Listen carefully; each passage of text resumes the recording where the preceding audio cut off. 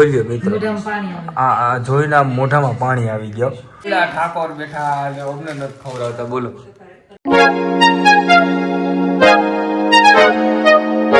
તો કેમ છે મિત્રો, સ્વાગત છે તમારું મસ્ત મજાના એક નવા બ્લોગમાં. બનાવી છે બટેટાની અને સાબુદાણાની, બીજી આ સૂકી ભાજી બનાવેલી છે.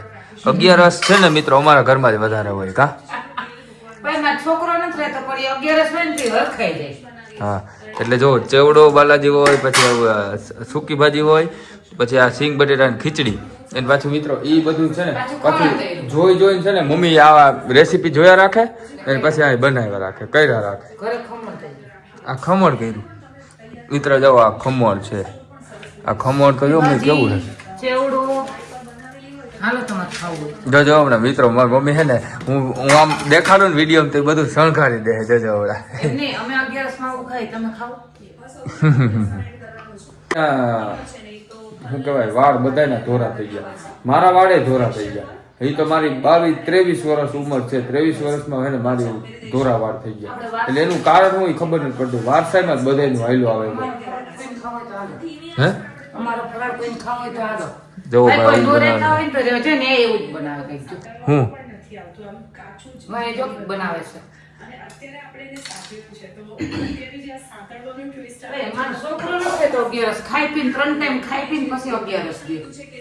તો અમારે છે ને બપોરે એક જ ટાઈમ બનાવવાનું હોય. હજી કોથમરી નાખશે.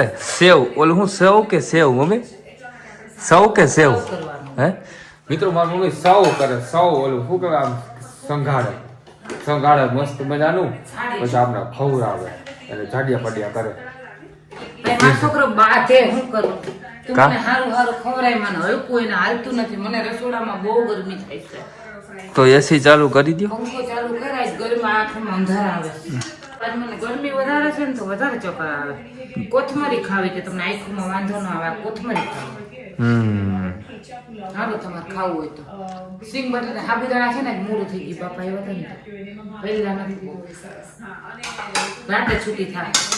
શું છૂટી થાય? ખીચડી છૂટી હોવી જોઈએ. ઓય સેજ સાબુદાણા ગરમ પાણી કર્યા હતા ને, એટલે સેજ ઓલું છૂટી થાય. આવું હે ને મિત્રો, બનાવવા રાખે ટેસ્ટી ટેસ્ટી ટેસ્ટી ટેસ્ટી, પછી ગયા શરીર ઉતારવું આપણે. ચાખવી તો હું હમણાં ખાવાનો જ છું. મને તો આ જોઈને આમ જોઈ લ્યો મિત્રો, આ જોઈને આમ મોઢામાં પાણી આવી ગયો.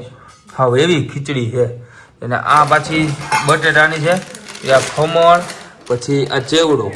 મમ્મી આ લગભગ આપણા ઘરમાં કોઈ વહુ આવશે ને તો એને તું મેં જાડી પાડી કરજો ભાઈ. લગભગ તો શીખી ના લેવું. જો ભાઈ આ બધી થાળી છે મારા છોકરાની છે. મમ્મી મારું એટલું નથી, હું એટલું બધું અરે ભાઈ હું તમને પાછું બતાવીશ. ભગવાનને ધરેલા પ્રસાદી છે હવારની.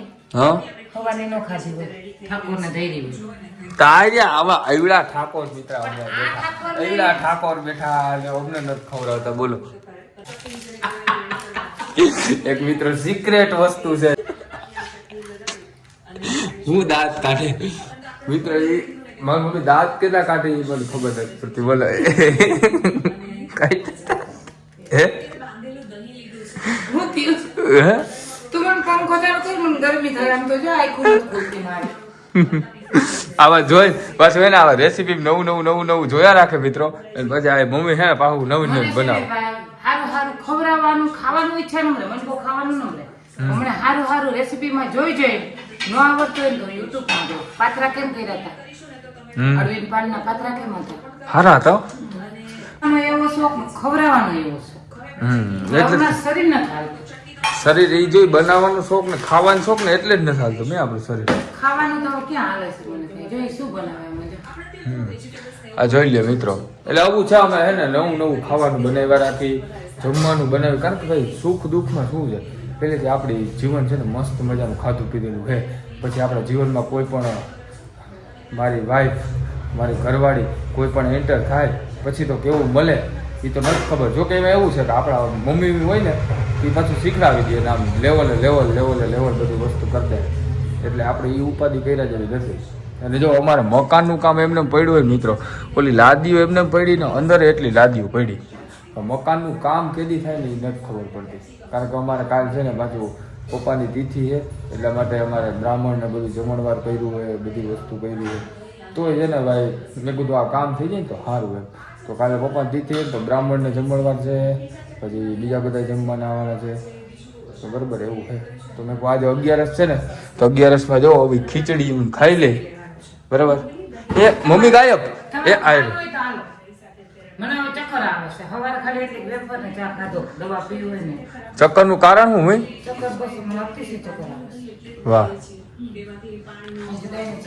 બહુ છે ચક્કર છે ને મિત્રો અત્યારે બહુ એટલે બહુ આમ ગરમીનું વાતાવરણ છે ગરમીની હિસાબે ને મમ્મી ચક્કર બહુ આવે મેં ઘણી કરી કીધું કે ભાઈ તું ટેન્શન ના લે ટેન્શન લેવાથી કાંઈ ફાયદો નથી પડતો બરાબર ટેન્શન લીધા જ કરે એને હવે એની ઉંમર થઈ ગઈ છે તો ઉંમરની હિસાબે પછી એના શરીરને આખું ખો કરી દઈએ મિત્રો એટલે હું એને એમ જ કહું કે ભાઈ તું ટેન્શન લેમાં તને બધી સુવિધા આપીએ આપણે બધું કરી દઈએ બરાબર તું મોજ મજાથી જીવે પણ એમાં એવું છે કે આપણું માં છે ને ભાઈ માં એ ગામનું ટેન્શન લીધા કરે એ કે આ થઈ જાય આ થાય એટલે લીધા જ રાખે પછી હું આપણે કાંઈ બોલીએ નહીં એને મજા આવે ને વસ્તુ કરવાની એવું છે તો તમને અમારો વ્લોગ કેવો લાગ્યો કોમેન્ટમાં જરૂર બતાવી નાખજો અને તમે 11માં શું જમવાનું બનાવો છો એ કોમેન્ટમાં જરીક મને કહેજો બરાબર કારણ કે અમારા ઘરમાં તો જો સિંગ બટાટાની ખીચડી ને આવું બધું હોય એના જેવું છે તો અમે મળીએ નવા વ્લોગમાં બાય બાય